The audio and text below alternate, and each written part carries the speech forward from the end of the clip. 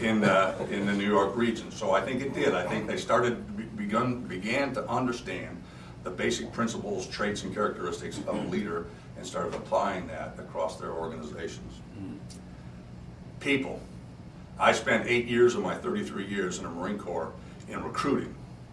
And until, I still claim that my success at recruiting destroyed my career.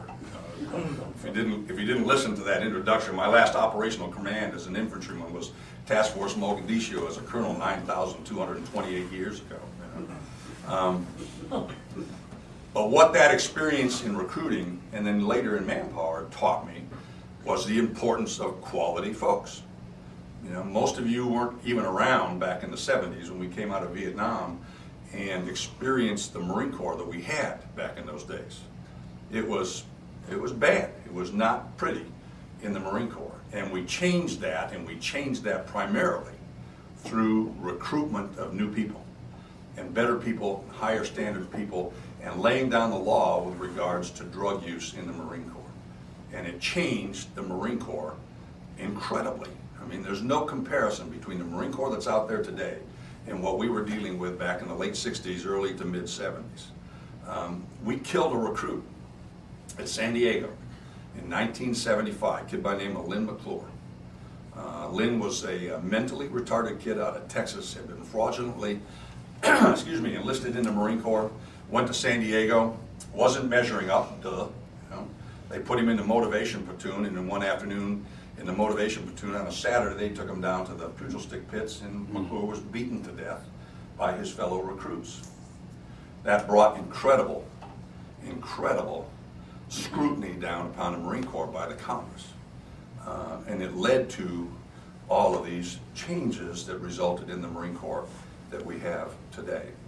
So I learned early in my career, and it was reinforced throughout my career, the importance of having the right kind of people on board. Much of what I've done in the last 2 years, and that's why I say success is still to be determined, at Second Genesis has been to change the nature, the culture, and the quality of the staff that we have on board down there. By bringing in better people, better educated people, more experienced people, kind of thing. And I think it's beginning to pay off for us. Essentially, we've been getting the right people on the bus and the wrong people off the bus.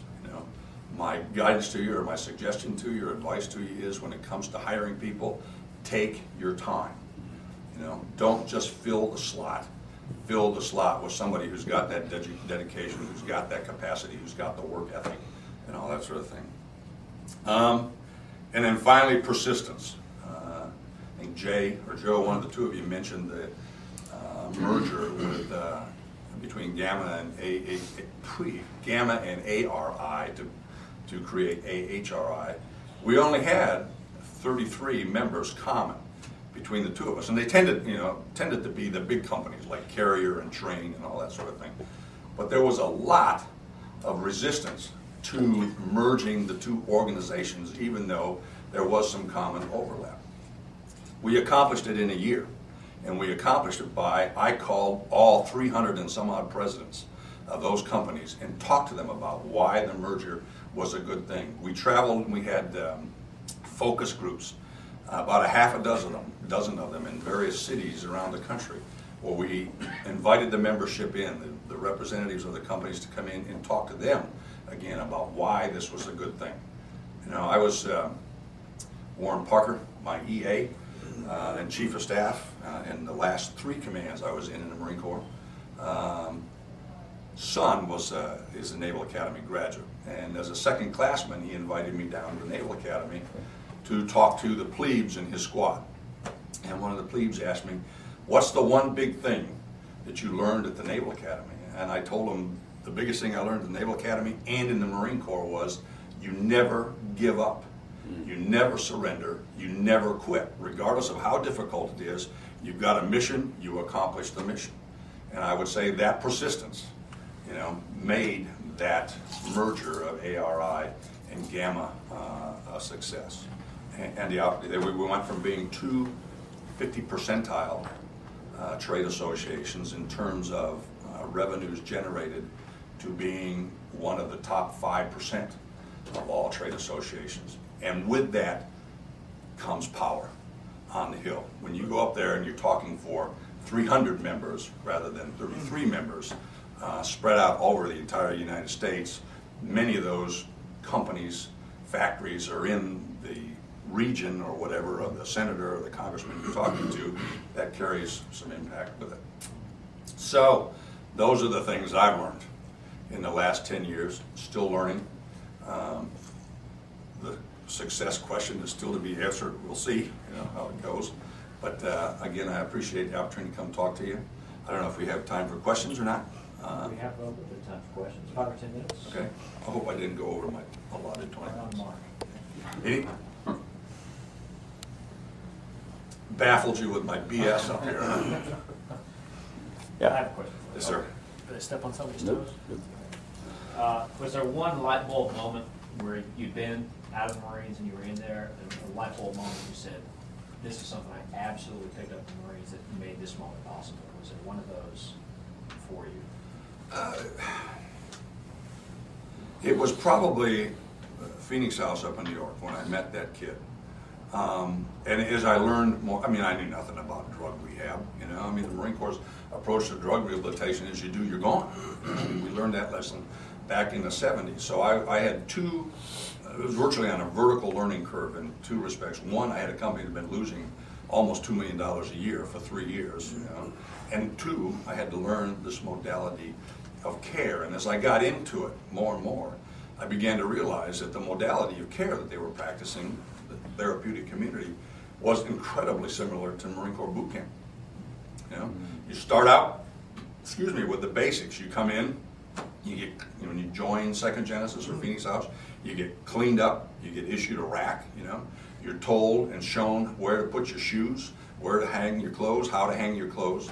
When you get up in the morning, you're responsible for making your own rack, for making sure your shoes, again, are put away in accordance with the regulations of 2nd Genesis or Phoenix House. You then go to breakfast. It's a very bang, bang, bang, bang scheduled routine every day.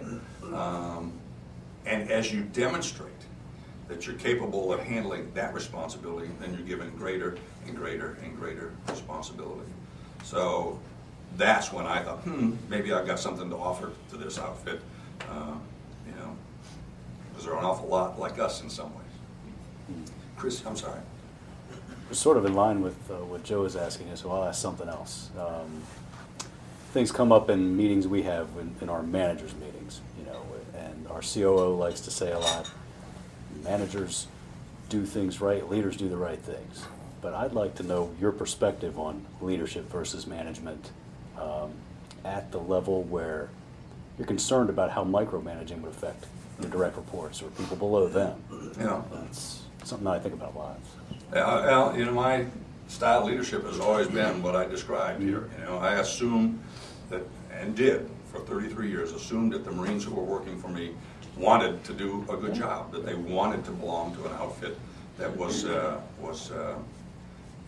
outstanding organization like the Marine Corps, and that left alone, knowing that, having been the recruiter for a lot of these guys and gals, knowing the qualities, folks, that if left alone, they would do their job.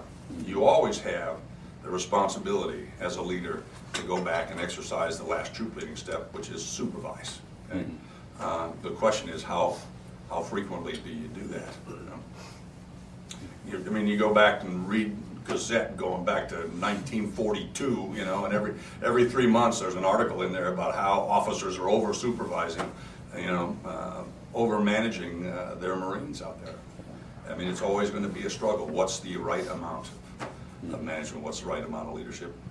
I think it depends upon trust, the trust that you have in the Marines who work for you, and your willingness to accept honest mistakes. I took over a battalion, 3-5, where the leadership example before me was not like that. Okay? Every mistake, regardless of how major or how minor, resulted in essentially the same punishment. They call it, the officers call it being rapperized, whatever it was, And the first time that an officer made a mistake and I didn't shoot him on the spot, it was an epiphany for the rest of the battalion.